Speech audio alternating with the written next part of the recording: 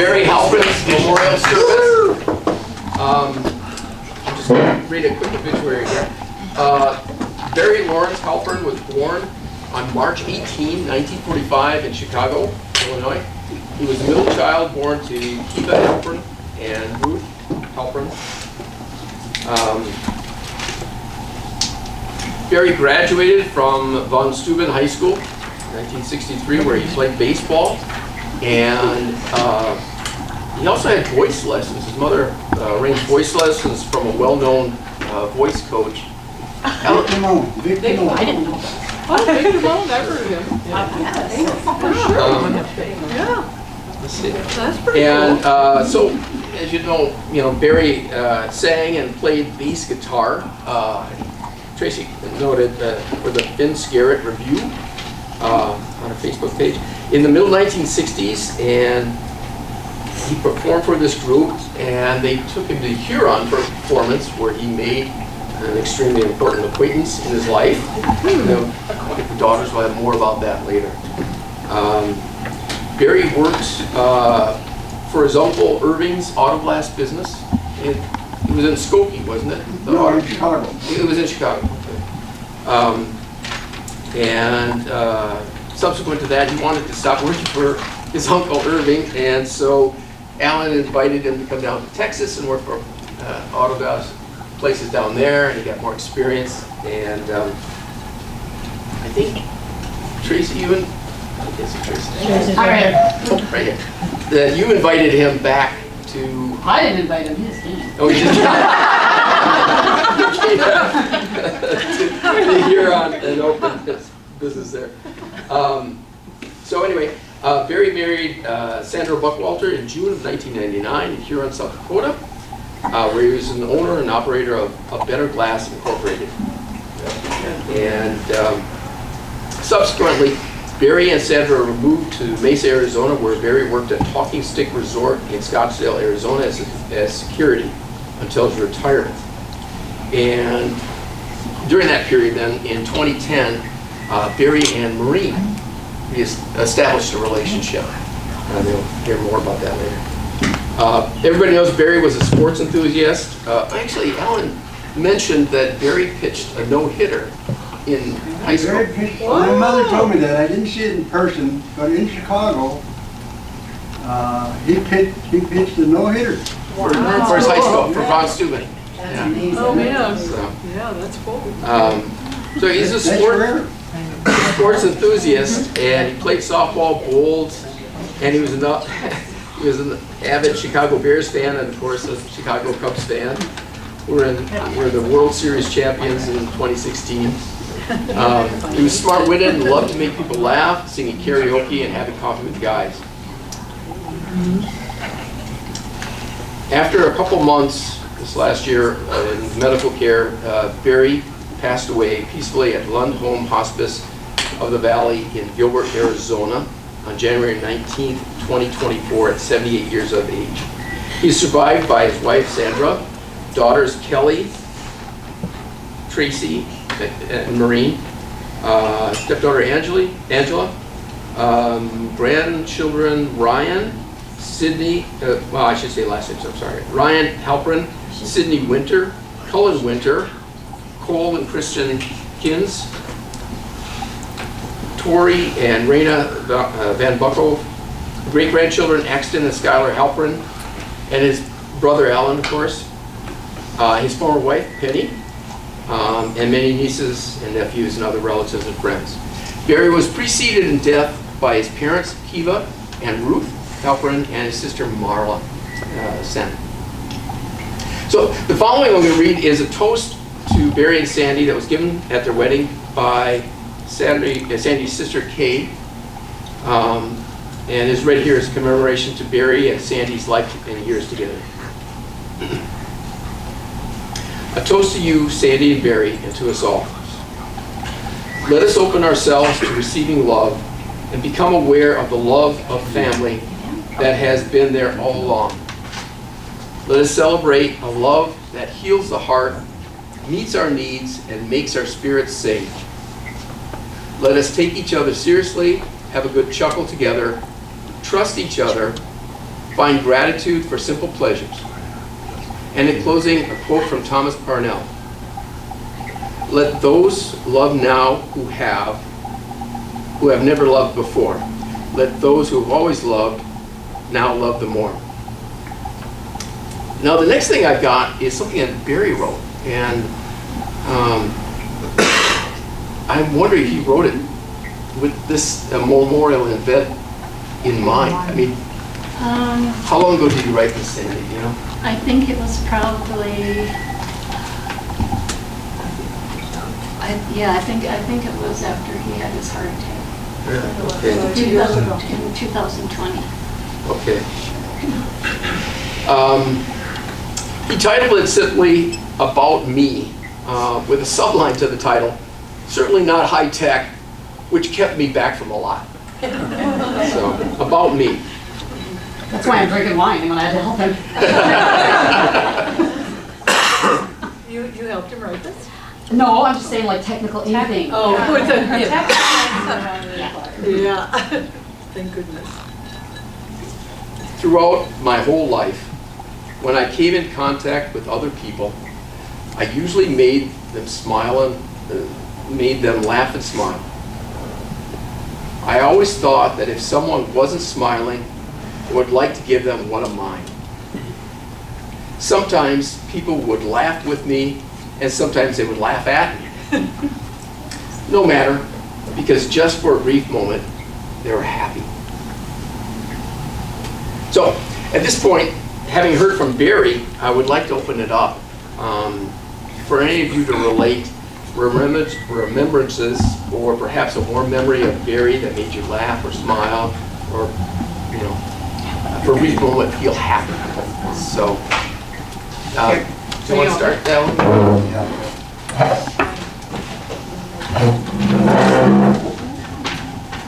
I feel like I'm a teacher.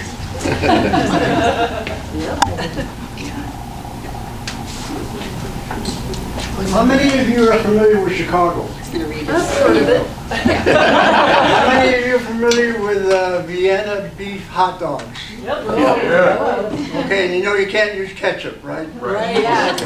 I agree. Definitely can. That's right. Barry and I helped each other out a lot.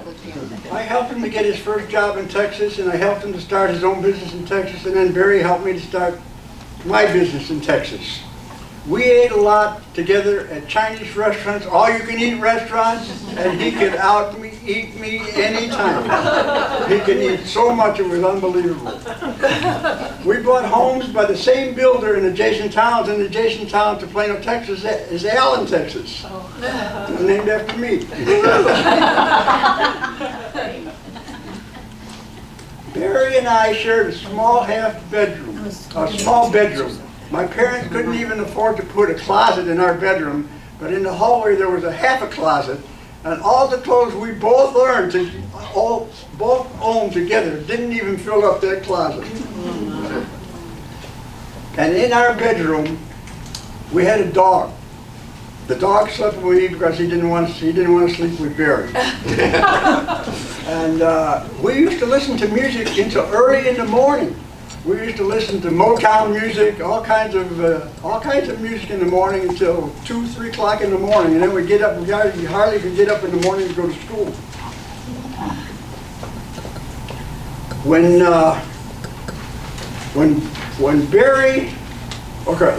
Barry and I shared we shared that half a closet.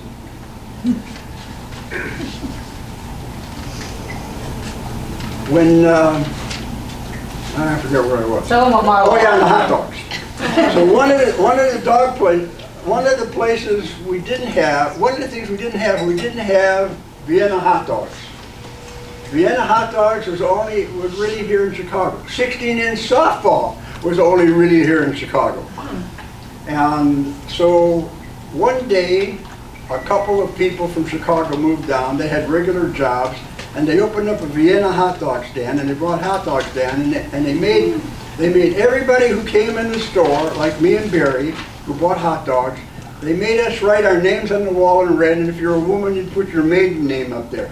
So then there were so many people that came to that Vienna hot dog place, then we decided that we wanted to play 16-inch softball. So we got together and we ordered softballs from Spalding in Chicago. And the company I worked for at the time, most of them were from Chicago because the company was home base in Chicago. So we started 6 teams. There were enough people that played Chicago ball in Plano, Texas. Oh, that's great. And we started a team. And on this team, I was the captain of the team, but Barry and I played on the same team. I was probably the worst player on the team, but we had the best players in the world. We were like professionals. But Barry was a very good hitter. And we won every game. Nobody beat us. We won every single game there was.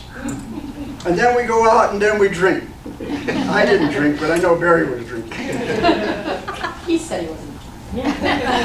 Lies. Liar. Carrie, what you Carrie? Nowadays, I live in Chicago, not far from where Barry had his bar mitzvah. It's still a Jewish synagogue, but now it's a very Orthodox one. I drive by it many times, and every time I drive by it, I think of Barry. Thank you. Thank you.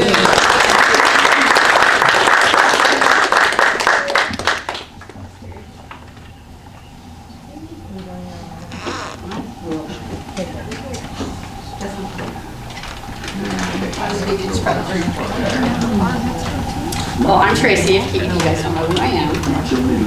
I gotta add your story about going to the all-you-can-eat buffets and stuff. When we were with Dad for the summer, and he always said, like, we're gonna go to this buffet and stuff, so you can't eat for like 3 days before we go.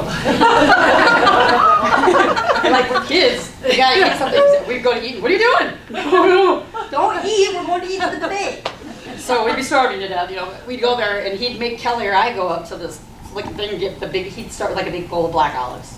Just, You take the whole container. yeah, I mean, like, and he'd make us do it because he's like, go give me that, you know, because he didn't want people. Oh, we have to go plate after plate of crab legs for Yes. it. And he, I'm not kidding you, he did that. We'd have to like, Oh, you and know. then we'd have to sit there forever. Forever, ever. So he could eat more. And Mom, they went someplace, you guys went to an all-you-can-eat buffet, and they asked him to never come back again.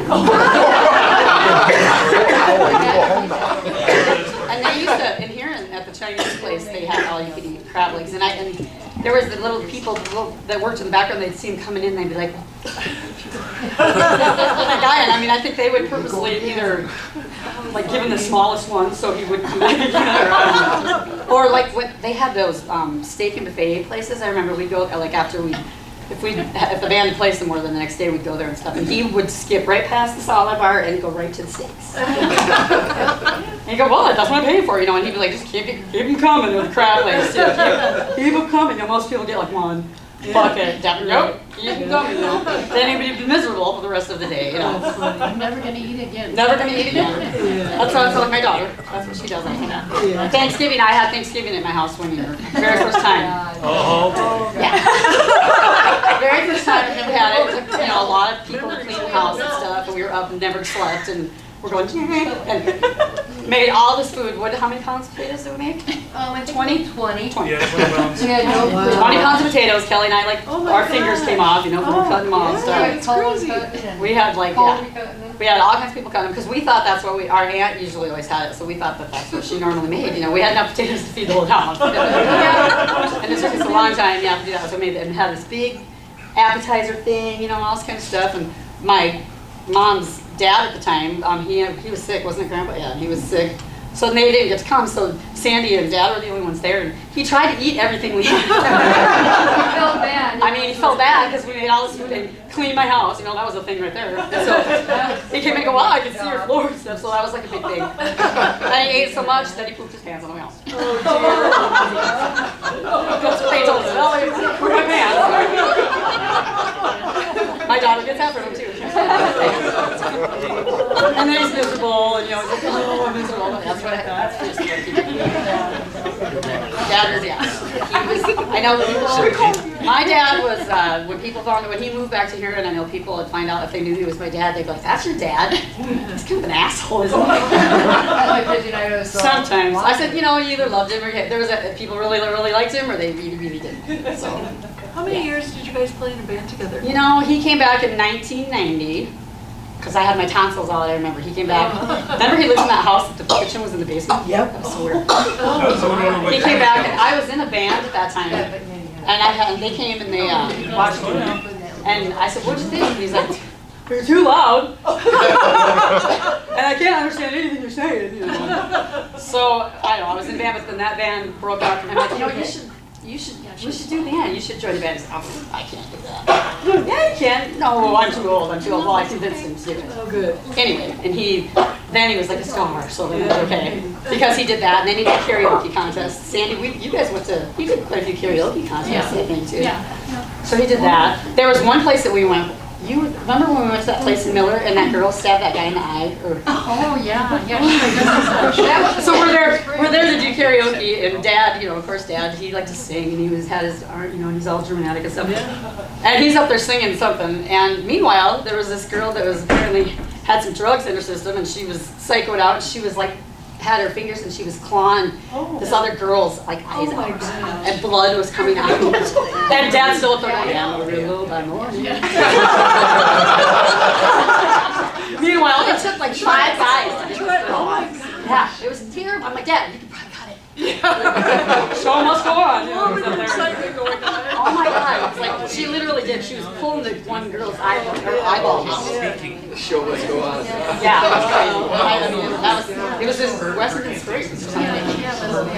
And this little girl, the girl, she was probably not even 100 pounds. I mean, so she was, they took like 5 guys, and they were pulling her off, and she's going, Dad's still singing,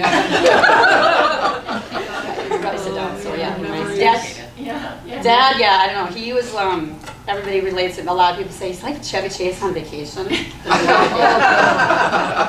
Every time I watch it, I find something else. Yep, there's Dad. Like when he's looking for the place to put the gas in, and and rips the license plate off. Or trying to read a map. Yeah, while he's driving, and that's when he's going in the ghetto. He takes that part in vacation where he goes in that place. They're pulling. No, they're taking the tires off of his vehicle, and they're trying to tell him. And meanwhile, we're in there and tell him, we were in the ghetto. You were where? Where did he take you? So we were. And then a scene in Vacation where they're all sleeping. They show everybody, and so is he as he's driving. He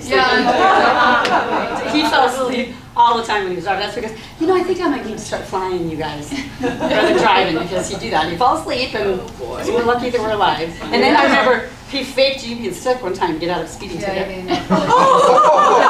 He got pulled over. He's like, "Tell me you're sick, and you're sick." So that's what she did, and he got out of it. Kelly, did you have to throw up or something? Or? I don't remember what you even did. I was laying groaning in the back seat. But then he's like, great, he goes, I'll give you an escort there. So then we had to go to the hospital. And then he took us to that X-rated cartoon. What was that? Oh my God. Felix the Cat. Felix the Cat. He took us to drive-ins all the time. Felix the Cat, which I didn't know. And we didn't know until now. Well, we went to this. You went to what? He took you to what? He comes on and Nancy right away, and we're going, Oh my gosh. well, Dad, we're the only kids there out on the swing sets, And That's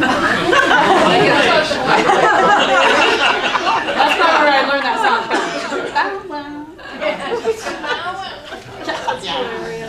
Yeah, so I have so many funny stories of Dad. He's just cracked me up. So like the band and stuff, he was such a good sport, because at the time he had Avid Glass, and then they had that U-Haul. He used to rent U-Hauls, and stuff. So he used his truck, and he would do a U-Haul, trailer and stuff. And at the time, the drummer that we had had some issues. I think he was related to his sisters and brothers, and I mean like in a bad way. And stuff. We called him Yoda, but he owned all the equipment, and he lived in Aberdeen. And so every time we played, anywhere we played, we had to go pick him up, load all the equipment. In Aberdeen. Yeah, and then go to wherever we were playing, unload it, set it up, and then done, load it, and drive him back to Aberdeen that same night. Wow. And Dad did it. I can't believe we're alive still. The guy slept, and he was driving, and so sometimes I don't know what's going on, but he did it a lot. I mean, he did it a long time. That truck went through a lot of stuff. But I remember playing in Flandreau, and we had to go. We were late because we had to go get Yoda in Aberdeen. By the time we got there, it was late. And then we'd get done and make $5. And so he's like, well, I don't know, why are we doing this again? Because you're a star, everybody. And you made $5. And you get to be with me. So. And then we'd go out to eat, and I'd be here. you pay for mine. I don't want to pay for yours. I'm like, you have to. It's in your position description. You're like, Dad, you have to pay for mine. And he's like, well, you made some money. And you'd be like, Barry, just pay for it. I'm like, yeah. And then there was the time that we were playing at the Starlight in Brookings, and this was so funny. We were playing there, and I was in the bathroom going to the bathroom, and there was these two girls that were all talking, and they were talking about the band, and they were like, God, they're really good, yeah. So that guy, you think he's doing that girl? And I'm in the bathroom going, you were like, yeah. You were like, Oh. no, he is. I wanted to come out and go, whoa, no. But I was just so shocked, and they're going, really? So I thought, I'll let it go. Well, then it came to the time of the night that we introduced each other in the band. And this is my dad, and so no, he's not doing me.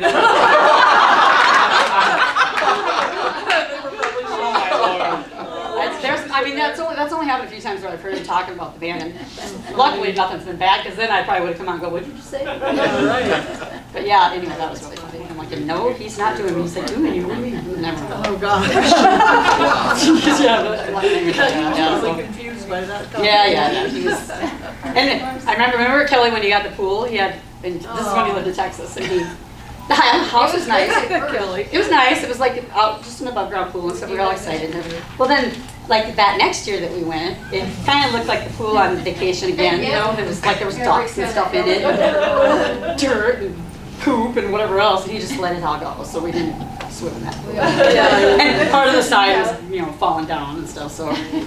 Yeah, anyway, I have so many stories. Remember when he had his heart attack when he was 50, because he blames it on you.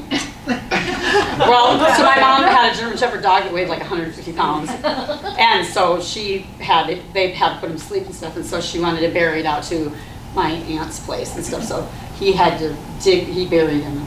It was like, I don't know how long after that, and he had his heart attack. So he's like, I blame you. I blame you and the dog, because anyway, so he had that, which they ended up saying it wasn't a heart attack, right? Yeah, no, it was a slight heart. It was something, but had he not had that, they wouldn't have found the thing on his kidney, because that's when they took his kidneys. But anyway, so we had a gig booked at the time at this place in here called Sneaky Pete's, and it was just this really big. In fact, the pictures on here, that's where a lot of them were at. And he was bound and determined he was gonna perform by God, and he had just gotten out of the hospital. And Dad, I think we probably need to cancel. No, we can't cancel. Like, well, you just had a heart attack. I'm sure it'd be okay, and stuff. But he said he could do it. I'm like, all right.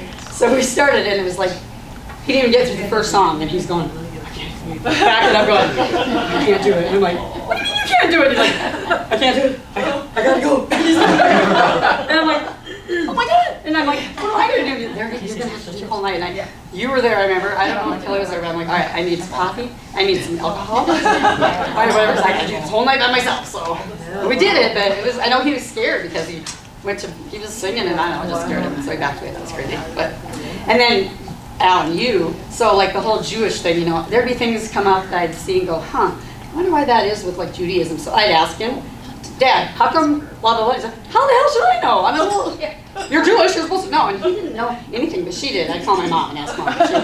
She knew more about it than he did. But I remember going to your house, and you were always singing, listening to your Jewish radio in the morning, and you were singing, and you were all knew about it, but Dad didn't know anything about it. So I don't know what happened there. You did. And she's Catholic, but she knew more about it than he did. Yeah, it was funny. I always ask him that. So anyway, I don't know. It still seems like he's not really gone yet, because he lives in Arizona, so I mean, it's just, to me, it's just like, he's still there. Yeah, or something like that. But I'm glad though that he's not here, because he was in so much pain. And that's about the only thing that I can say. When people go, oh, it's a blessing, and it is. It's the only thing. I have those pictures that Sandy sent me when he was in the hospital. I wish I didn't have, but because it wasn't even him, it doesn't look like him. And Marie didn't get to know him before, but he was fun. You got to just know him. When he was whining, when he was whining, he was sitting in the chair. That's not fair. He was grouchy with me. Well, that's just true. I don't know. I mean, I worked for him. That's not. He would. She'd send me a picture. And I'm like, who is this guy? He's just sitting in the chair with his shawl on or whatever. He was so fun, and he took us to when we went, because we'd go visit him in the summer and stuff, and He always took us to the amusement, coolest amusement park. We couldn't buy anything when we were there. They were expensive. We had to bring bologna sandwiches and stuff. Everybody else had this cool little fruit drink thingies. Not us. We had to bring our own stuff. So we had to save money. We went to Disney World. I think I was like 9 or whatever. And yeah, we didn't buy anything. Yeah. But he did. He took us to all those in the pool river or the water park slides and stuff like that. He was fun, and he would do. I mean, he would pretty much do anything or try anything. And it was so funny because Eric, our cousin, and Lisa, our cousin, they were both chickens. They didn't ever want to go on the rides and the roller coasters, and Dad made him do that. Apparently, Dad made him do that. Kelly and I were apparently Satan because we were mean to him. That's what Eric said. Yeah, I don't remember that. Eric says, you guys all tortured me and made me watch scary movies. And I don't remember any of that, but No, I remember being in the corner with his blanket. I remember his blanket. Yeah. I don't remember any of that. It must have been you and Lisa, not me. I didn't do that. I don't know. What? Blanket the way. No, making him watch scary movies. I don't remember that. Oh. He took us all to places and it was fun. So he was fun, and he would do anything. I mean, like in the band. And you'll watch. Hopefully, I'm going to play a video. I found we called in the band One Night Stand. We called them their One Night Eds. They used to follow us everywhere. And we were playing in Miller, and they recorded it in 1994. It's like 30 years ago. Wow. Cool. That's why he looked good. Yeah, wow. I'm hoping to play it, but anyway, he would do anything I did. I mean, I'd do like little dance steps, and he would follow. It didn't matter what I did. He would try. He would do it. He would do everything I did, and I didn't realize it until I was watching those videos, and I'm like, we were pretty good, actually. I didn't think about it at the time, but I'm like, look at us, we're good. We're pretty good. And every little thing I did, yeah, you'll see it hopefully I'll play. And he was just, and he didn't drink. That's why I said, when you said they were drink, he always told us he didn't drink. But he did. He did. I mean, a little. Yeah, I do. I'd like to add something to that. Okay. When I'd get off of work, I'd go out drinking with the people from work, and I'd get drunk. So drunk, I couldn't drive my car home on Interstate 35. So I'd sit by the side of the road, and I'd ask my wife to come and pick me up. She'd have to come and pick me up early in the morning, take me back north to Plano, Texas. And then she got tired, and she wouldn't pick me up anymore. Then Barry started to come down and pick me up. Then he got tired of picking me up. And then I had to stop drinking. Yeah, he wasn't a big drinker. I mean, when we were in the van and stuff, he wouldn't. If he or drink shot. I'd say, come on, Dad, we're gonna go do shots. He'd say, oh, shots, what are we doing? You know, and he'd do it. It didn't matter what it was. He would just do it. You know, and there was a couple times he did several, and you would never even know that he. No. Because he even said that, it's a good thing I don't do drugs. And I've had people say that to me too. Well, it's good for you because you're already weird enough. So he did that. That'd be even worse, yeah. So anyway, but he was so funny. And I mean, he was so good. I mean, in his vocals stuff, I mean, he did good at what we did, but he sang a little too good. And so he'd be like, you need to enunciate. You don't enunciate. I can't understand anything you're saying and stuff.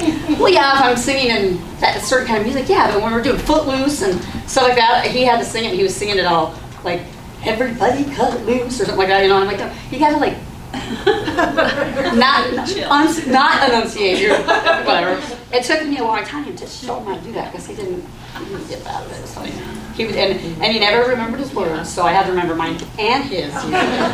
He'd go to sing something, and he'd go, what are the words to this again? And that was the thing. And the one girlfriend that he had, she was a Fruit Loop. She drank a little too much, but that's one of the reasons she supposedly broke up with him, is because his memory, because he didn't remember where he was going. And I never even thought, and he's always been like that. We'd get to go to a place, you know, a gig or something, and he's like, okay, now where do I go again? I'm like, there, and she'd be like, there.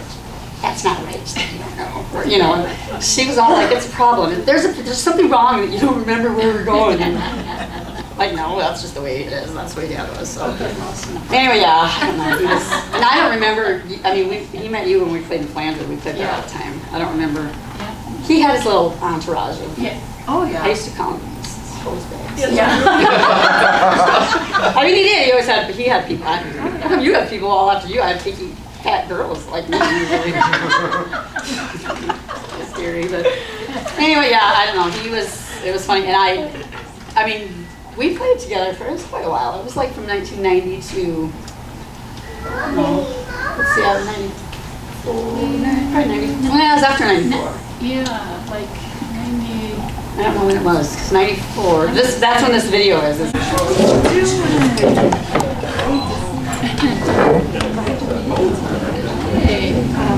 Okay, good afternoon. My name is Maureen. I'm Barry's youngest daughter. Younger, you gotta say that. Yeah. And I have a really, really, really big announcement coming. Well, I'm not a millionaire. Oh. I know many of you are very shocked by this, just as I was when my husband, or when Dad declared it, with my husband, my children, and I. But this was a gross miscalculation by him, and a very wild story that he liked to tell. Ever know. Today I would assume that he said that because I'm either uppity or that he was proud of me. Maybe a little both.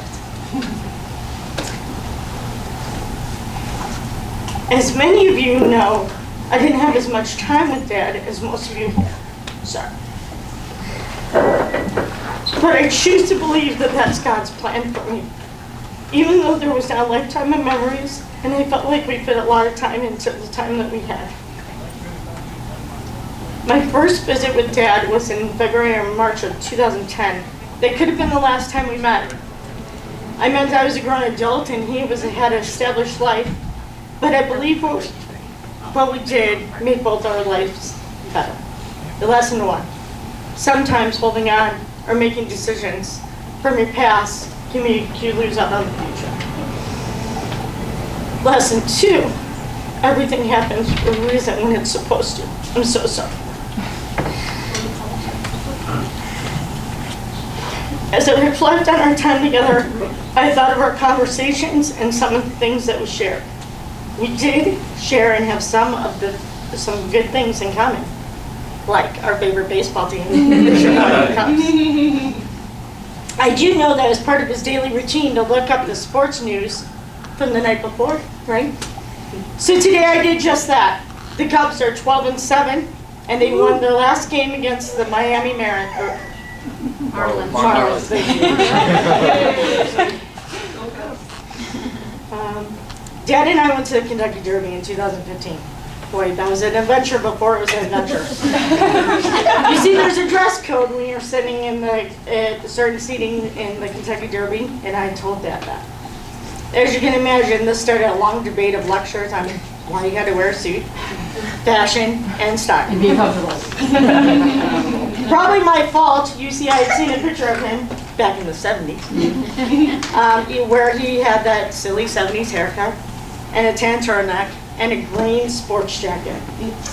I always thought that was just an absolutely goofy looking picture, and I told him he couldn't wear that to the Kentucky Derby. Of course, that started the 2-month debate that never ended until we were sitting at the Derby. Well, actually, it never ended. But for me, he did wear a suit, a very suitable suit, looked very nice, and only complained when he saw all the other people wearing jeans and shorts because they were seated in the infield. That was better. Scott and our kids, and Tracy and her kids, we met in Arizona one fall for more memories and lessons. More like stubborn meets stubborn and old meets new. This is where the very important lesson was born and learned during this visit. It was one that we don't hate.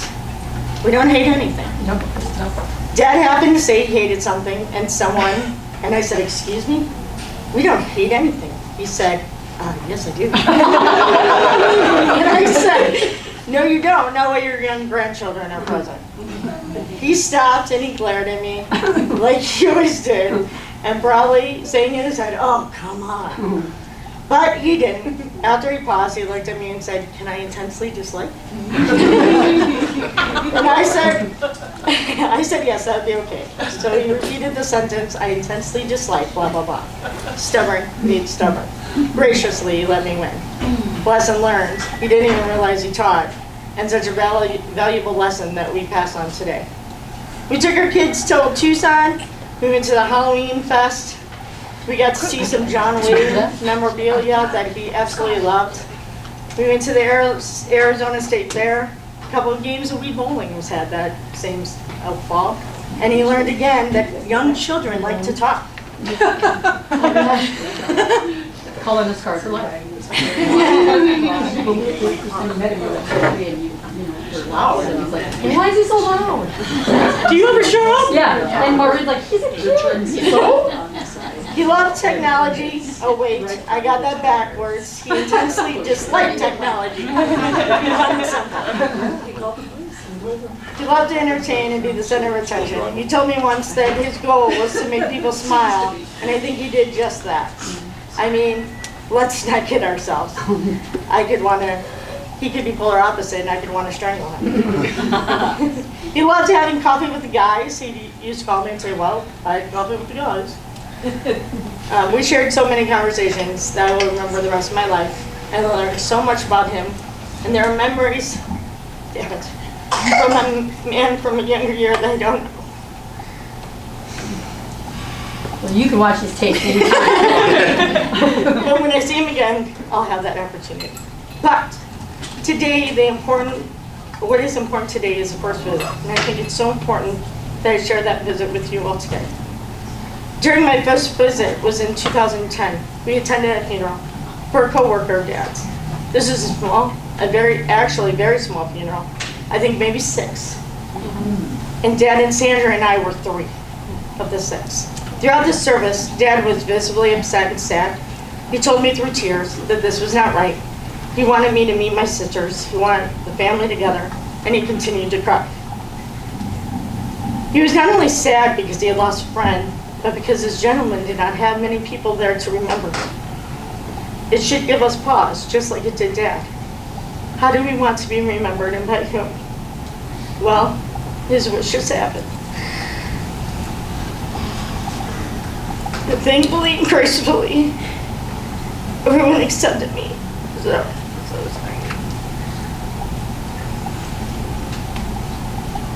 Accepted me, and I went on to meet my sisters, nieces, nephews, aunts, cousins, extended family and friends. We are family, and we all did that. But Dad really did that. In February, I was fortunate to attend a celebration of life in Arizona for Dad. I believe there's 20 to 25 people there, just to remember him and share stories. Today, he's remembered, something that he was so fearful that would not happen. So thank you for gathering to remember him. Thank you for bringing your memories, and thank you for taking some new ones with you.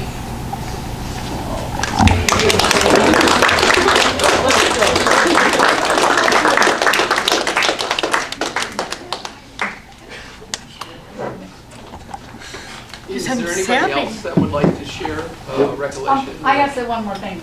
So one time we were at the glass business or something, and some guy came in, or somebody came in and they said something about, that guy's trying to Jew you down on something. You know that you shouldn't say that.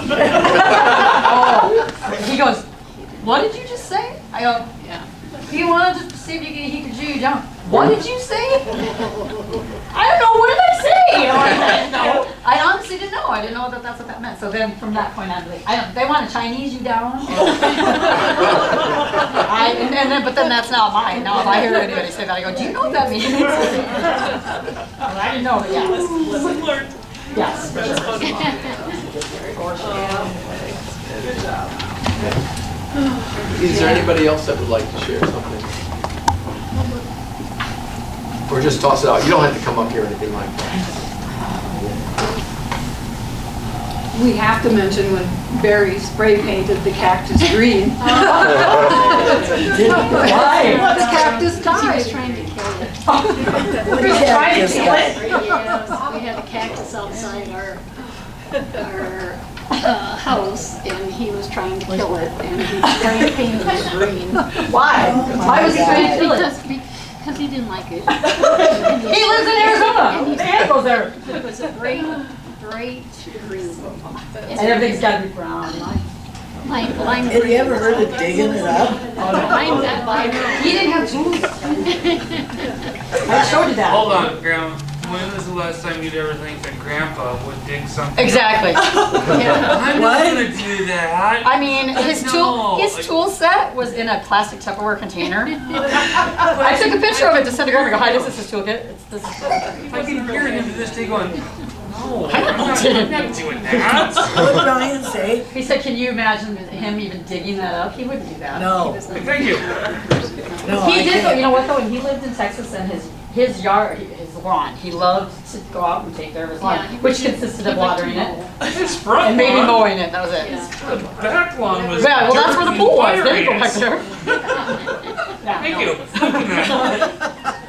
Yeah, he was, he Go did. play in the yard, okay. Fire ants. A plus. Yeah, Why are they biting me, Grandpa? he didn't know how to do it, some of that stuff, I don't know. He was a good guy. He was a good guy, he just wasn't, you know.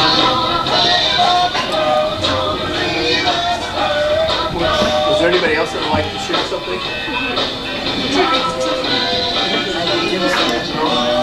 Okay, well, then,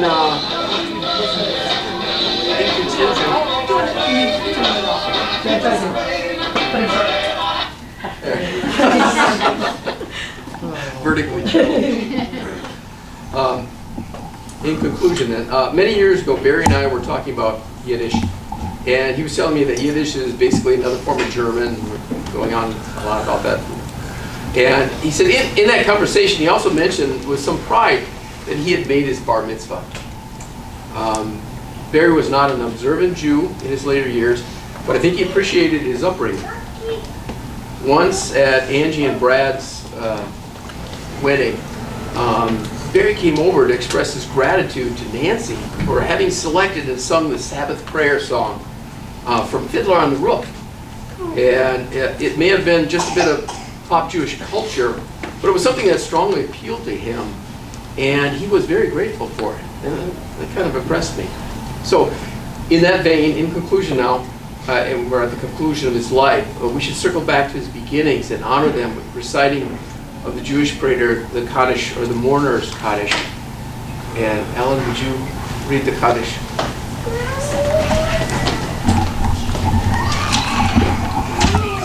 This Yiddish thing, there are a few people in this room are considered to have a pintel yid in them. A pintel yid means in Yiddish a little bit of Jewish in them. Glorified and sanctified be God's great name throughout the world, which He has created according to His will. May He establish His kingdom in your lifetime. That's Israel. And during your days and within the life of the entire house of Israel, speedily and soon, and say Amen. Amen. We say Amen. Amen. And every year Passover is coming up, and every year for over 1,000, almost 2,000 years, we have been saying at the Passover Seder, the Passover dinner, next year in Jerusalem. That's our land. That's our country. That's just like saying the United States is your country or Korea is your country. We are not just a religion. We are a nation. Abraham, the first person who came out of Ur in the land of Iraq, God gave Abraham that land to him. It's not just a religion. May His great name be blessed forever and to all eternity. Blessed and praised, glorified and exalted, extolled and honored, adored and lauded be the name of the Holy One. Blessed be He. Beyond all the blessings and hymns, praises and consultations that are ever spoken in the world, and say Amen. Amen. May there be abundant peace from heaven and life for us and for all of Israel, and say Amen. Amen. He who creates peace in the celestial lights, may He create peace for us and for all Israel, and say Amen. Amen. Thank you, Alan. Thank you so much. Well, that concludes what we had for as far as the scheduled event. We've got room for some time yet. So there's some treats, there's drinks. There is a bartender, sometime. And so, yeah. So, thank you, everyone.